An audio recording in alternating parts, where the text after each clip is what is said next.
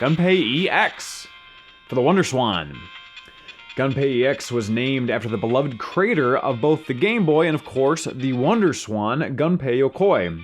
Well, actually, the original Gunpei was. Gunpei EX is a colorized remake. But why play the original when you can play the Color DX or EX version? Just look at this box art. It is so full of color.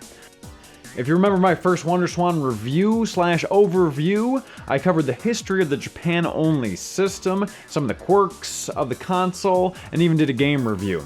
So if you haven't checked that one out, I recommend checking it out before you watch this particular episode. It'll explain a couple things regarding the WonderSwan and fill you in on the backstory of the console. So here are the requirements for the day. Can you play and understand this game as an English or as a non-Japanese speaker? Is it fun? And is it worth the price? Let's jump right into gameplay. You connect lines. That's almost about it. But believe it or not, it's actually pretty addicting for the most part. The lines and angles can't reach the top of the screen, otherwise it's game over. And the more lines that are connected, the better your score. There's some different modes here to keep it interesting. Most of them are pretty self-explanatory. You are basically just trying to get a high score. And in the puzzle mode, you have to make sure all the lines, angles, and fragments are connected, hence it being a puzzle.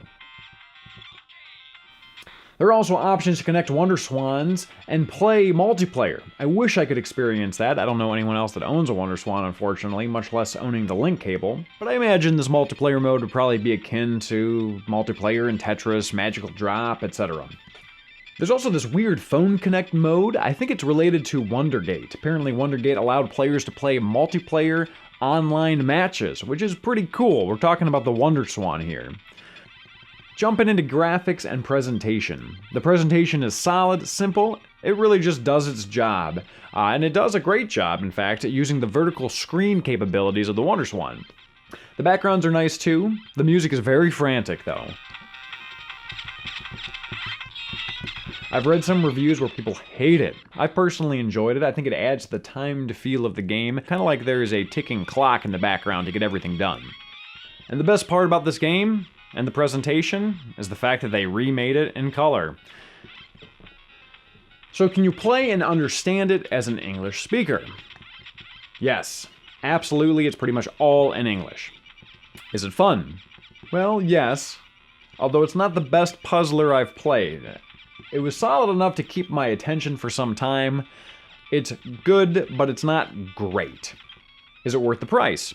Well, the EX version goes for around $15 to $25. If you have a WonderSwan Color, get this version, but don't buy a WonderSwan Color specifically for this game alone.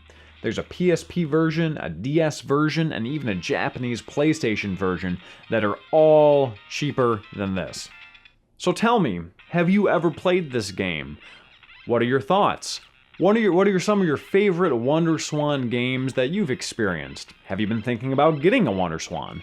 Let me know in the comment section below. And also a big shout out to Retro-Taku Video Games in Madison Heights, Michigan. Retro-Taku is where I bought my copy. They have a great selection of retro games, including WonderSwan games. So if you're in the area, you're thinking about retro game collecting or WonderSwan game collecting, definitely check them out. Otherwise, thank you for watching, and please join us next time. Thanks for watching. If you want to see more H4G Game Reviews, don't forget to subscribe to see new episodes every week.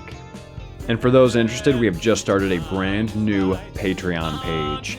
Definitely check it out. We're working on some great perks and rewards for you guys. Links are in the description below.